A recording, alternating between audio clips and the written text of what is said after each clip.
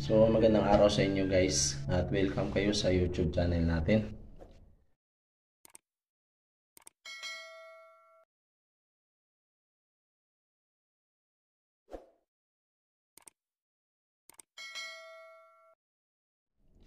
At mayroon na naman tayong sagutin dito na tanong doon sa nag-comment doon sa video natin. At gusto niyang malaman kung magkano yung ibabudget niya sa 35 square meter na bahay. So 5 meter by 7 meter ang area niya. So 35 square meter. At dalawang palapag ang pinaplano niya. So sabi niya kahit structure lang muna makikita, skeleton lang ang makikita. So ang ibig sabihin niya, so naka-hollow block lang siya, walang finishing. So ibig sabihin wala pang mga bintana, wala pang mga pinto. So pero may bubong na siya. Trusses na may mga bubong pa.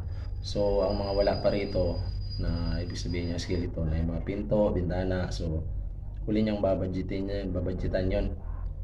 So kung napanood mo yung mga nauna kong video, meron akong mga na-vlog doon kung magkano yung budget mo sa kulong puting, sa kulom, sa wall puting, sa hollow blocks. So inisa-isa ko doon kung magkano yung i-budget mo sa bawat area noon. So pati flooring, mayroon din akong vlog doon kung magkano yung budget mo sa mga flooring. Sa slab, mayroon din akong vlog doon kung paano yung pagtansya o pag-estimate kung magpapa-slab ka. So pag-isilip na lang doon.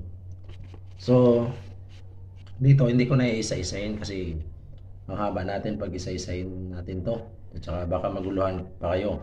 Kaya diretso na tayo doon sa estimate kung magkano yung estimate sa 35 square meter na bahay na dalawang floor.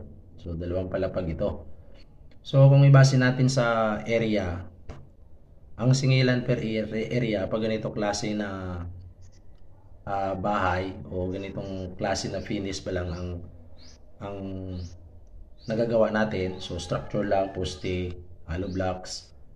So naka-slab na rin siya, may hollow block na rin sa taas, naka-second floor na siya, may bubong na at may trusses na.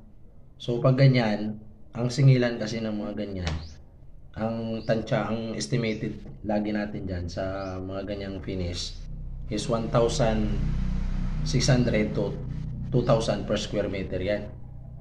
So ganyan yan, dyan siya maglalaro. So depende sa lugar yan, depende sa mga nangontrata, no? Depende sa mga namamakyaw.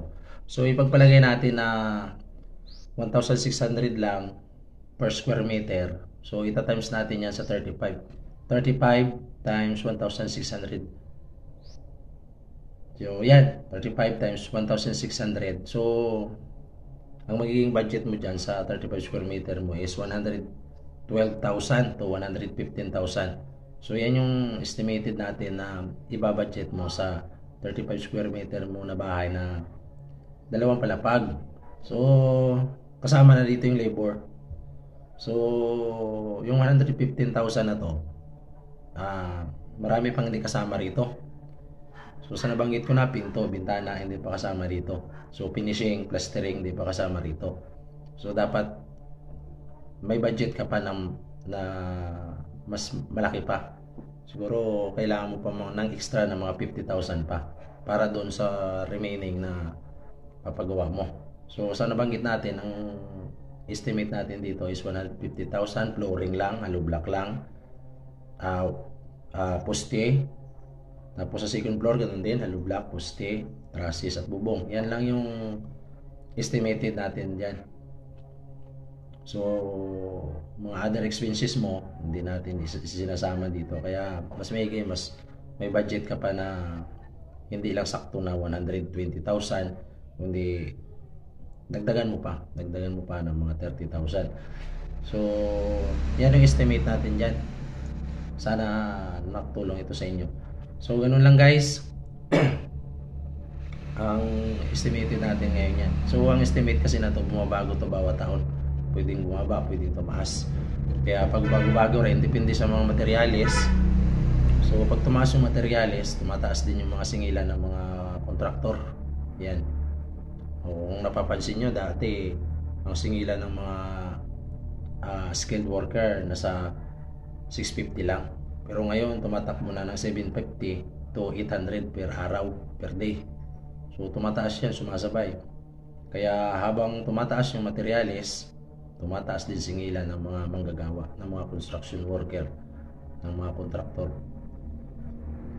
So ayan guys, kung may mga nais pa kayong itanong, so, at specific yung tinatanong, so sagutin natin yan. Sagutin natin isa-isa kasi ang dami ring nagtatanong na hindi natin na sasagot pa. Kasi hindi sapat yung isang araw para sagutin yung maraming katanungan. So kung ano lang yung una kong masilip na nakita agad sa YouTube studio ko, bali binibigyan kong pansin. So mga hindi pa nakasagot, mag-comment na lang kayo uli. Kasi doon sa YouTube studio, yung mga naunang tanong natatabunan yun. So hanapin mo pa yun. Pero kung mag-comment kayo ng panibago, mas makikita ko agad. So guys, sa mga hindi pa naka-subscribe, so huwag nyo kalimutan mo subscribe para updated kayo kung may mga bago akong video.